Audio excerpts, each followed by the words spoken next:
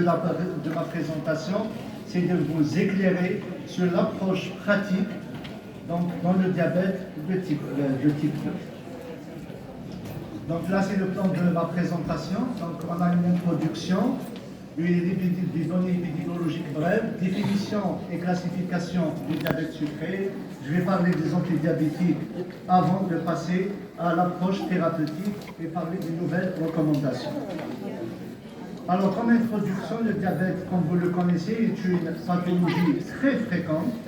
Donc, et la prévalence ne cesse d'augmenter à travers le monde. C'est un véritable problème de santé mondiale. Il augmente le risque de mortalité. On incrimine donc un décès sur 12 lié directement au diabète. Le diabète était responsable en 2021 de 6,7 millions de décès, soit un décès toutes les 5 secondes. Donc là, c'est les dernières données de l'IDF, la Fédération internationale du diabète. Donc, comme vous le remarquez sur cette slide, en 2019, nous avons enregistré 463 millions de diabétiques et en 2021, 537 millions de diabétiques, soit une augmentation de 74 millions en 2 ans. Donc, comme vous le constatez, c'est une augmentation spectaculaire et inquiétante de la prévalence du diabète. Comme on le constate aussi, là, c'est pour les prévisions pour les années à venir. Donc là, c'est voilà les prévisions pour les années à venir. Donc on constate, donc on estime qu'il y aura une ascension de la prévalence du diabète à travers le monde entier, surtout au niveau de la région africaine, donc en Afrique et la région MENA, où cette prévalence donc, va doubler, donc 134% d'estimation d'élévation de cette prévalence du diabète d'ici l'année 2045. Qu'en est-il de l'Algérie? Donc pour l'Algérie, donc selon les données de l'enquête Stepwise OMS publiée en 2016, donc on enregistre donc une prévalence de 14% de diabète en Algérie, avec un pic de fréquence bien sûr pour la tranche d'âge entre 60 et 69 ans. Je ne cesserai pas de mettre dans mes présentations la définition du diabète, car il y a toujours une méconnaissance du diagnostic du diabète. Donc là, c'est les critères de l'ADA 2010. Donc, quels sont les critères diagnostiques du diabète? Donc, on a 4 critères. Donc, 2 glycémies à jeun supérieur ou égal à 1,26. Je dis bien supérieur ou égal à 1,26. 1,26 inclus. Donc, à 2 reprises. Donc, ça permet de confirmer le diagnostic du diabète. Une autre situation du diagnostic du diabète, c'est la glycémie à n'importe quel moment de la journée associée à des signes cliniques du diabète, à savoir le syndrome cardinal. La troisième situation, c'est au cours d'une HGPO. Donc, si vous avez une glycémie à T2 heures supérieure ou égale, je dis bien ou égale, 2 grammes par litre, ça vous permet de confirmer le diagnostic de votre diabète. Et la dernière situation, c'est une HbA1c supérieure ou égale à 6,5 avec une technique de référence, une technique standardisée. Sinon, donc, pour les autres situations, c'est ce qu'on appelle les situations de prédiabète, à savoir l'hyperglycémie modérée à jeun ou l'intolérance au glucose. C'est quoi l'hyperglycémie modérée à jeun? C'est quand vous avez une glycémie à jeun comprise entre 1,10 g jusqu'à 1,25 g inclus, et au cours d'une HGPO, vous avez à T2 heures une glycémie moins de 1,40 g. Car si on a une glycémie à T2 heures supérieure ou égale à 1,40 g, c'est une intolérance au glucose. Voilà, l'intolérance au glucose est censée qu'à T2 heures, la glycémie soit moins de 2 grammes. Ça veut dire entre 1,40 g et 2 grammes. Si ça dépasse les 2 grammes, c'est clair, c'est un diabète.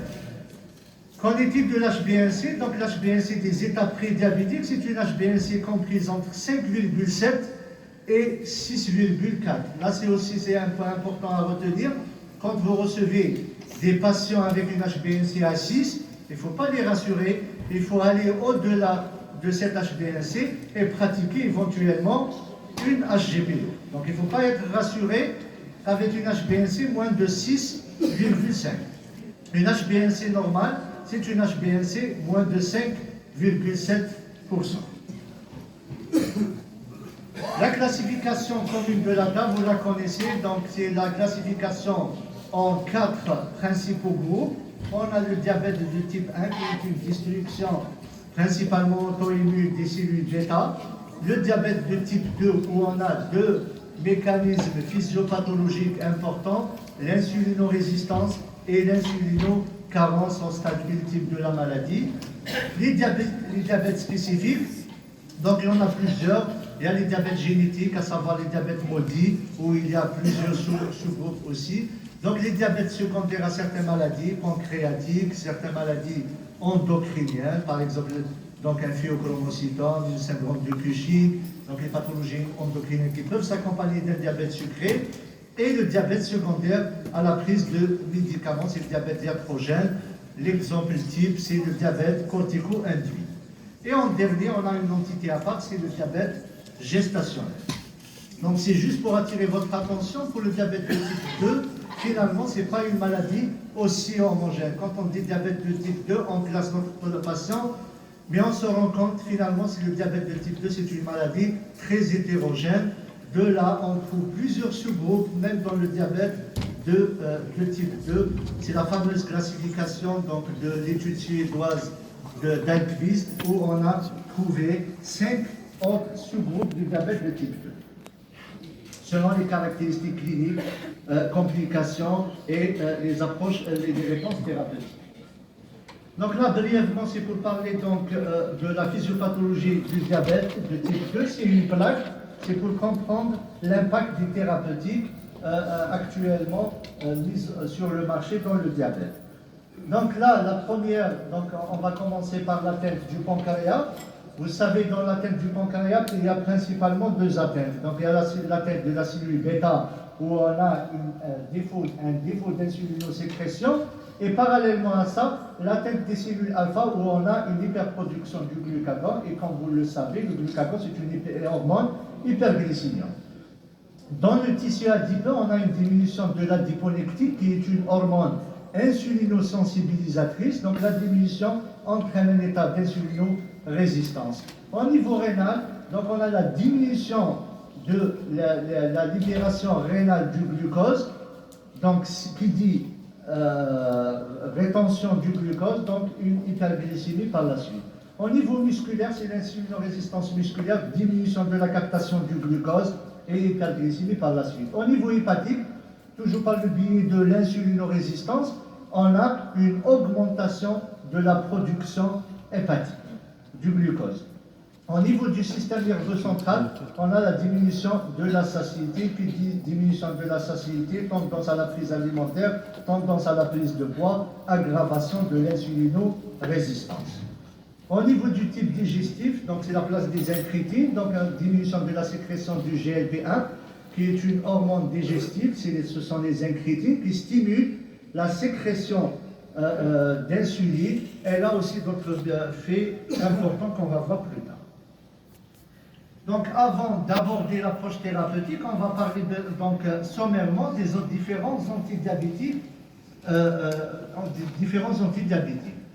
Mais avant d'aborder les différents antidiabétiques, je dois parler des règles hygiéno-diététiques, qui est la pierre angulaire de la prise en charge du diabétique de type 2. Je ne peux pas passer directement aux thérapeutiques médicamenteuses sans parler de la base thérapeutique qui est la modification des règles hygiéno-diététiques. Donc à savoir la modification des habitudes alimentaires, donc favoriser les aliments à index glycémique faible et éviter les aliments à index glycémique élevé. Et parallèlement à cela, donc on a une lutte contre la sédentarité, donc favoriser l'activité physique. Mais il faut savoir le plus souvent, donc les patients ont souvent recours aux médicaments, donc les règles hygiéno-diététiques, malgré qu'elles sont très indispensables, le plus souvent sont insuffisantes pour un contrôle optimal de la maladie. On va commencer par la molécule historique, donc on va parler des béguanides, donc on va parler de la metformine, qui a un rôle au niveau, rappelez-vous, dans la physiopathologie, augmentation de la production hépatique du glucose. La metformine inhibe la production hépatique du glucose par l'inhibition de la néoglucogénèse, la production de nouveau du glucose par le foie. Il faut savoir que la metformine a une sécurité cardiovasculaire et rénale certaine, indiscutable. Elle a un effet neutre sur le poids, donc je dois attirer votre attention par rapport à la prescription de l'N-mol metformine dans un but amaigrissant.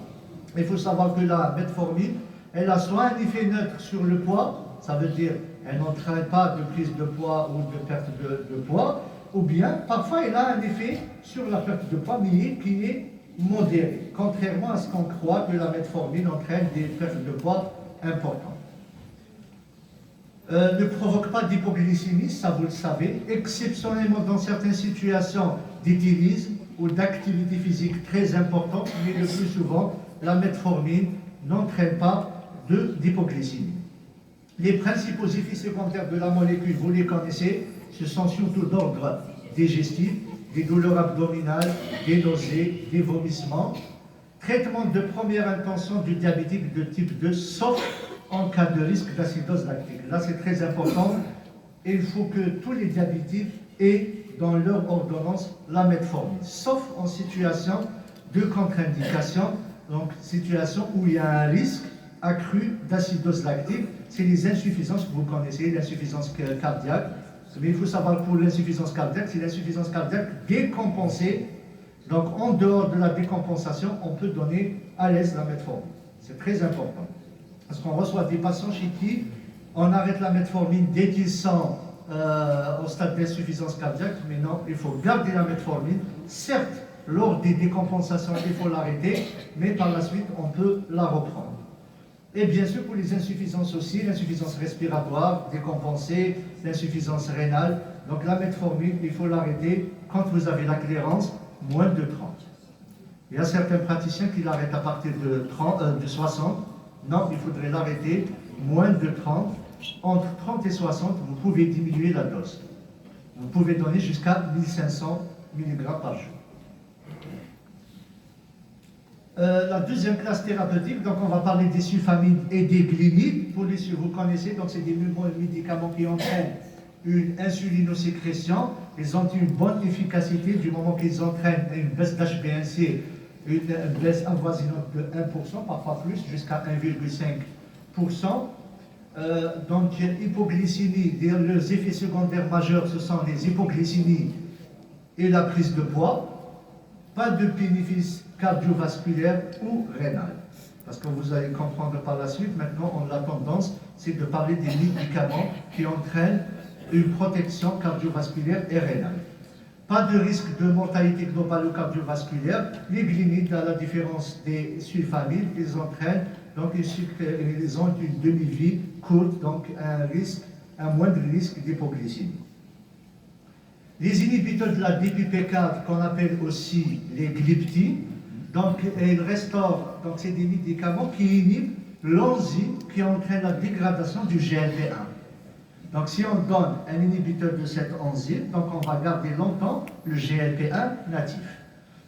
Pas d'effet sur le poids, pas de risque hypoglycémique, c'est des médicaments qui sont neutres sur le plan pondéral et des médicaments qui n'entraînent pas d'hypoglycémie. L'effet glycémique, par contre, il est modéré, donc entre 0,5 jusqu'à 0,8% d'abaissement d'HbA1c. Il faut savoir qu'ils existent sous forme seule, donc des incrétines seules, ou bien associées à la metformine. Les données cardiovasculaires ont montré une non-infériorité des gliptines, non-infériorité par rapport au risque cardiovasculaire. Ils n'améliorent pas donc le risque cardiovasculaire, mais on n'entraîne pas non plus d'effet majeur. Pas de données sur un effet néphroprotecteur. Il n'y a pas d'effet néphroprotecteur des gliptines. Donc, résultat chez les sujets âgés. Donc, chez les sujets âgés, on a peur de la perte de poids importante, de la prise de poids, on a peur des hypoglycémies. Donc, comme c'est des médicaments qui n'entraînent pas une prise de poids ou bien qui sont sécurisants sur le plan hypoglycémique, donc on les prescrit à l'aise, c'est chez les sujets âgés. Donc les atouts de cette classe, donc on se répète, pas d'hypoglycémie, neutre sur le poids et par prise, ils sont pris oralement. Les analogues du GLP-1, donc le GLP-1, donc on l'a vu tout à l'heure, donc sécrété par l'intestin, donc il a une action, ce sont des incrétines qui ont comme action, stimule la libération de l'insuline, inhibe la production du glucagon et stimule la satiété, donc il augmente le seuil de satiété. Ils sont par contre injectables, contrairement aux autres thérapeutiques qu'on vient de voir, ils se donnent par voie injectable. Durée courte, donc il y a des analogues du GLP-1 qu'on donne en 2 injections par jour, donc durée d'action de 12 heures. Il y a ceux qui ont une durée d'action de 24 heures, et il y a des analogues du GLP-1 qui ont une durée d'action plus longue, qu'on peut donner une fois par semaine, comme le semaglutide. Donc, ils sont disponibles sous forme isolée, donc des injections d'analogues du GLP-1, et parfois ils sont associés à de l'insuline basale. Qu'en est-il de l'abaissement de l'HbA1c? Ils sont très puissants sur l'abaissement de l'HbA1c, donc ils entraînent un abaissement qui avoisine les 1%, et ils entraînent une perte de poids avoisinant les 3 kg. Ce qu'il faut savoir aussi pour les analogues du GLP-1, pas tous, bon, il y a une classe qui entraîne une perte de poids importante, mais pour la molécule qui est disponible à notre niveau, donc il n'entraîne pas une perte de poids très importante. Donc il y a des molécules qui sont destinées pour la prise en charge de l'obésité, mais dans le cadre du diabète, donc la perte de poids n'est pas très importante, elle avoisine les 3 kg. Il faut savoir que 2 molécules ont montré leur sécurité cardiovasculaire et au contraire un bénéfice cardiovasculaire, à savoir le dulaglutide et le liraglutide. Le liraglutide, c'est la molécule qui est disponible chez nous. Voilà, les autres molécules, ils ont montré une non-infériorité, et d'après les dernières méta-analyses, donc il y a de grandes méta-analyses qui ont montré une réduction du risque cardiovasculaire de toutes les analogues du GLP-1, donc on conclut à un effet de classe. Maintenant on dit que les analogues du GLP-1 entraînent une diminution du risque cardiovasculaire, donc c'est un effet de classe, c'est comme les IEC dans la néphroprotection et les avales. Il y a une réserve chez le sujet âgé, donc chez le sujet âgé, il faut la prescrire avec prudence. Pourquoi? Parce qu'il y a, on peut avoir une perte de poids qui n'est pas toujours souhaitable chez le sujet âgé, surtout s'il a un poids normal. Donc elle porte aussi un intérêt dans la coprescription, la prescription des analogues du GLP-1 avec d'autres antidiabétiques. Donc ils entraînent une limitation des doses d'insuline, ça veut dire quand on donne des GLP-1, on donne moins de doses d'insuline, donc moins de risque hypoglycémique et moins de risque de prise de poids. Et bien sûr, à côté du bénéfice cardiovasculaire qui est indéniable. La perte de poids est également associée à une amélioration de la stéatose-hépatique, donc effet qui a été prouvé pour le semaglutide. Et aussi pour le liraglutide, donc il y a un effet néphroprotecteur. L'inconvénient de ces thérapeutiques, c'est le coût. Donc, c'est des médicaments qui sont chers et jusqu'à aujourd'hui, donc c'est des médicaments qui ne sont pas remboursés chez nous, malheureusement. Certaines molécules donc, peuvent être prescrites même au stade d'insuffisance rénale sévère, jusqu'à une clairance de 15 ml par minute. Les effets indésirables de ces molécules, vous les connaissez, principalement c'est d'ordre digestif, des nausées, des vomissements.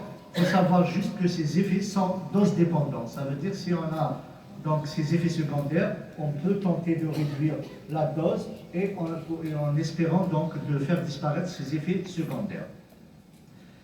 Donc il y a juste un point, donc ils doivent être utilisés avec précaution chez l'insuffisance cardiaque, avec une fraction d'éjection moins de 40%. D'ailleurs, on va le voir tout à l'heure, dans l'insuffisance cardiaque, ce qui est préconisé, ce sont les inhibiteurs des SGLT2.